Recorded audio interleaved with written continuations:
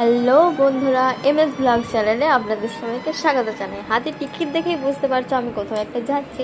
তো হ্যাঁ, আমি যাচ্ছিলাম নয়াগাঁও, মেরিন লাইন থেকে নয়াগাঁও। তো এই দেখো, আমি স্টেশনে বসে প্রথমে টিকিটটা কেটে ওয়েট করছিলাম। ট্রেনটা একটু লেট ছিল নয়, দেরিতে ছিল। আমি আগে পৌঁছে গেছিলাম, তারপর ট্রেনে উঠে পড়েছিলাম। একা একা বসে কী করবো, বোম্বে শহরে আমি একা একা ঘুরছি, ভাবতে পারছো সবাই।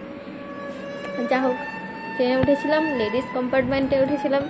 তো প্রায় ট্রেনটাই ফাঁকা ছিল, কারণ চার্চগেট মেল লাইন সামনে, আর চার্চগেট থেকে ট্রেনটা ছেড়ে আসতে পরবর্তীকালে প্রচুর ভিড় হয়ে গেছিলো।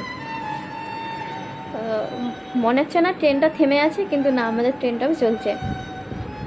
তো দেখতে দেখতে আমি নয়াগাঁও স্টেশনে নেমে পড়েছিলাম। যেহেতু একা একাই যাচ্ছি, প্রথমত একটু ভয় লাগে, তারপরে নো ভয়। যা হোক, স্টেশনে নেমে পড়েছিলাম। চারদিকটা সব স্টেশনে একই মনে হবে।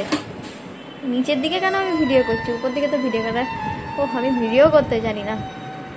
তো চলে এসেছি।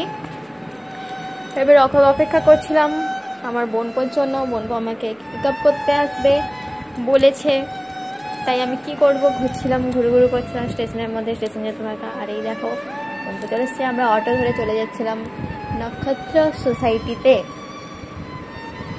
তো মেঘলা করেছিল, অবশ্য সুন্দর দৃশ্যটা, খুবই সুন্দর।